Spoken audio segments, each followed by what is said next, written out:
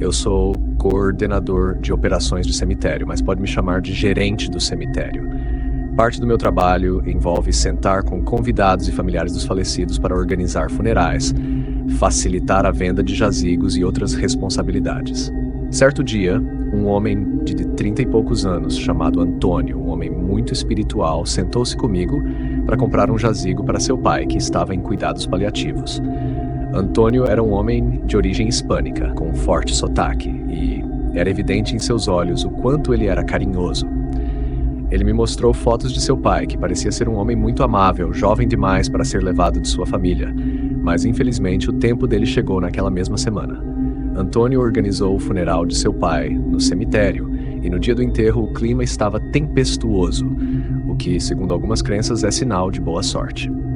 O cortejo fúnebre parou brevemente em frente ao prédio do escritório, e eu saí sob o toldo da entrada para observar. Vi Antônio no carro atrás do carro fúnebre e acenamos um para o outro.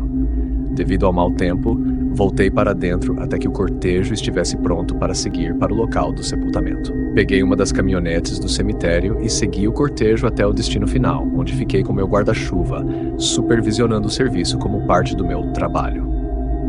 Após o funeral, fiz algumas rondas pelo cemitério, como faço várias vezes por dia, para garantir que tudo estava em ordem. Eu tinha muitos papéis para resolver naquele dia e, além disso, era o responsável por fechar o cemitério naquela noite.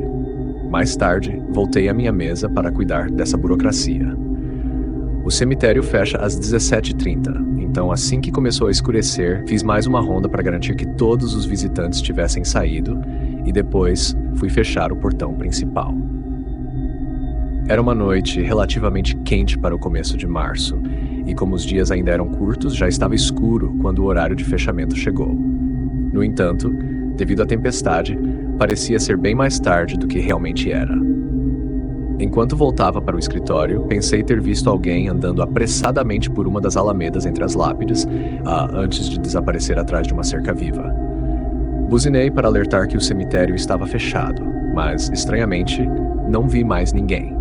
Peguei meu guarda-chuva e corri na direção da cerca viva para investigar. Virei o canto onde a pessoa havia desaparecido e olhei para um longo corredor de lápides de um lado e cercas vivas do outro, mas não vi ninguém. Procurei por uns 20 minutos debaixo da chuva, mas, eventualmente, tive que desistir. Voltei ao escritório e olhei as imagens das câmeras de segurança, mas não captaram nenhum movimento incomum, embora a tempestade e a escuridão dificultassem a visibilidade. Enquanto tentava terminar meu trabalho, fiquei de olho nas câmeras. Foi quando ouvi a porta da sala de visitação bater com força. Levantei de imediato e gritei: "Olá!" Minha primeira reação foi pensar que a pessoa que eu havia visto mais cedo podia estar presa no cemitério, buscando ajuda para sair. Saí para o saguão, mas não havia ninguém lá. Dei mais uma olhada e chamei novamente, mas nada. Talvez a porta que bateu fosse a pessoa saindo, pensei. Fui até as janelas para tentar ver algo, e em uma delas fiquei paralisado. Do outro lado, um homem me encarava com uma expressão vazia. Dei um salto para trás, assustado, mas ele não se mexeu. Ao me aproximar, notei algo familiar.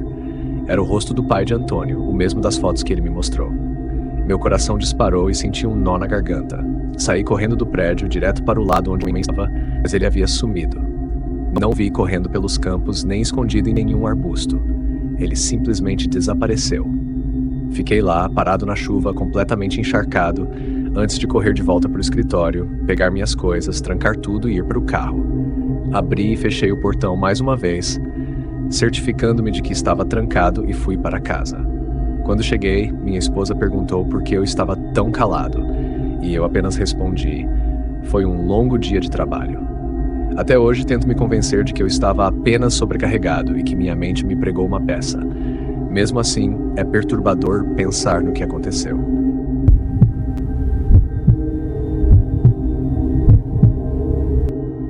Meu nome é Jeremy e essa história aconteceu em pleno outubro, uma noite fria e ventosa.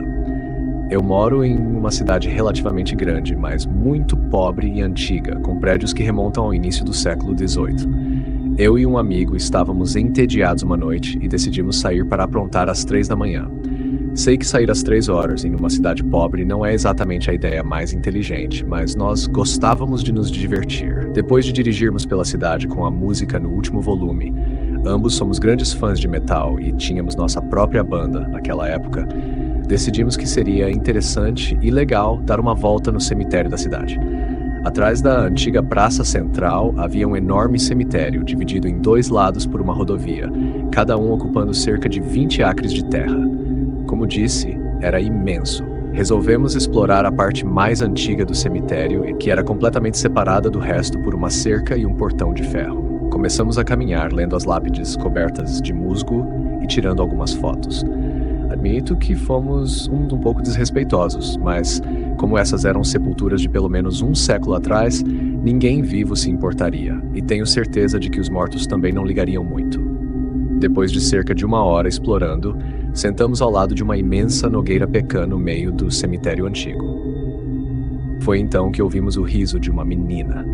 Parecia muito próximo de nós. Minha primeira reação foi pensar que talvez fosse algum brinquedo deixado em um túmulo infantil, algo ativado por movimento. Não sou o tipo de pessoa que se assusta facilmente, então apenas imaginei que era isso. Eu e meu amigo rimos, comentando como aquilo era assustador, mas continuamos conversando e aproveitando a atmosfera. Foi então que comecei a sentir que algo ou alguém estava me observando.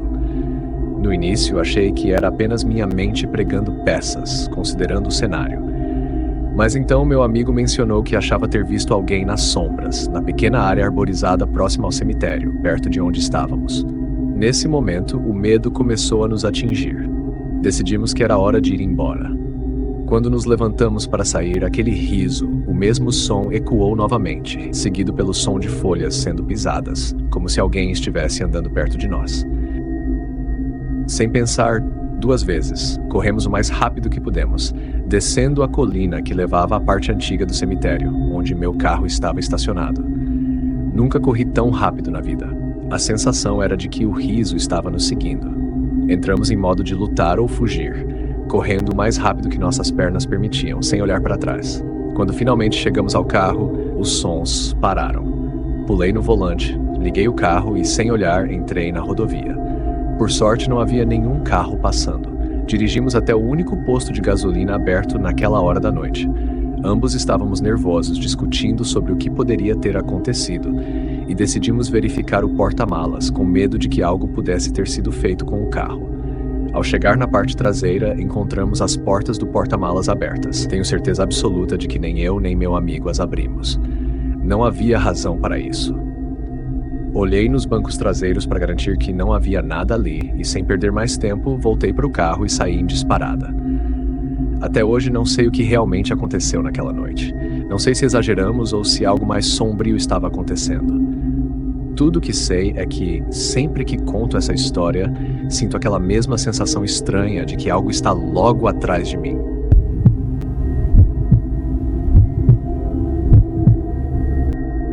Quando eu tinha 19 anos, meu amigo Sam, que era um verdadeiro palhaço, veio passar um tempo no nosso porão, como costumava fazer durante o verão. Eu me lembro que ele estava com uma garrafa de Coca-Cola na mão e eu comendo um lanche do Wendy's, quando ele soltou a ideia de irmos até um cemitério sinistro do outro lado da cidade. Foi uma das ideias mais aleatórias que já ouvi e eu até comentei com ele sobre isso. Mas, como não tínhamos aula no dia seguinte, decidi topar. Eu sabia exatamente de qual cemitério ele estava falando. Na verdade, nem sei se poderíamos chamar aquilo de cemitério de verdade. Era apenas um pequeno pedaço de terra, com talvez umas 100 lápides, todas muito antigas e desgastadas. Cada vez que passávamos por lá, parecia que ninguém visitava o lugar há décadas. O local, provavelmente datado de séculos atrás, tinha uma vibe extremamente assustadora. Era cercado por uma cerca de ferro gótica, com florestas em 2 lados, uma estrada de um lado e um prédio abandonado do outro. Tudo naquele lugar emanava um clima de terror. Depois de um pouco de insistência, Sam conseguiu me convencer a ir. Irônico que naquele dia o céu estava coberto por nuvens com uma tonalidade avermelhada, o que só contribuía para o clima de horror. Sam estacionou seu Honda ao lado da estrada. Eu pedi para ele avançar um pouco mais para que não fosse tão óbvio que estávamos lá. Era uma estrada de baixo movimento, mas mesmo assim não queríamos chamar atenção. Caminhamos pela floresta, para evitar sermos vistos entrando no cemitério. Pular a cerca foi fácil, tinha uns 3 ou 4 pés de altura. Cian liderava o caminho, já que essa era mais uma aventura dele do que minha. Caminhamos pelo pequeno sombrio, observando as lápides antigas. A maioria vai ser do século XIX, e muitas estavam tão desgastadas que era impossível ler o que estava escrito. Eu sei que parece um clichê, mas comecei a sentir como se estivesse sendo observado o tempo todo. Olhei ao redor, especialmente para a floresta ao nosso redor. Falei para Sam que o lugar era assustador, e ele concordou. A sensação de estar sendo observado só aumentava, e então, olhando para o prédio abandonado ao lado do cemitério, vi algo que me deixou arrepiado. Uma pessoa estava parada em uma das janelas. Mesmo através da sujeira e da neblina no vidro, eu consegui ver alguém lá, mas rapidamente essa pessoa ou se abaixou ou saiu de vista. Contei para Sam que estávamos sendo observados por alguém no prédio. Ele olhou também e imediatamente quis investigar. Eu, por outro lado, pedi para irmos embora antes de arranjarmos problemas. Fiquei parado junto a uma lápide enquanto ele começou a procurar uma entrada no prédio. Foi quando eu ouvi um som alto de algo se quebrando, então avistei um homem mais velho, devia ter uns 55 anos, com cabelos grisalhos, um bigode e vestindo um casaco de chuva preto. Ele parecia estar usando jeans, mas não consegui ver mais detalhes. Ele abriu a boca e soltou um grito, mas não era um grito comum, era um grito ensurdecedor, como se fosse destinado a nos expulsar dali. Eu vi até os pássaros saírem voando, assustados. Tudo depois disso é um borrão. Senti minha cabeça girar e, de repente, tudo ficou escuro.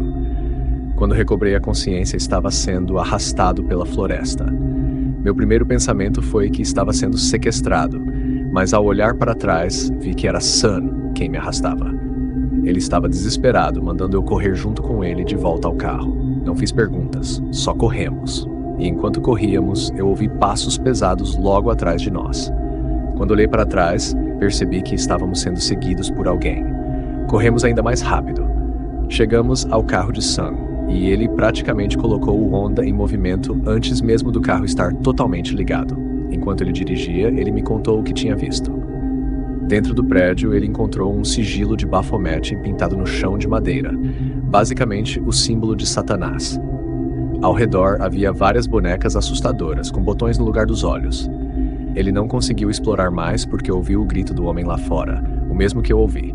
Quando ele saiu correndo para me encontrar, eu já estava desmaiado no chão, e o homem mais velho estava lentamente se aproximando de mim. Sam me arrastou para longe do homem e me jogou por cima da cerca, literalmente para garantir que eu saísse dali o mais rápido possível. Foi aí que recobrei a consciência, e então nós corremos. Só desmaiei uma vez na vida. E foi naquele momento. Não sei o motivo, mas o fato de ter acontecido em um cemitério ao lado de um prédio com rituais satânicos só torna ainda mais.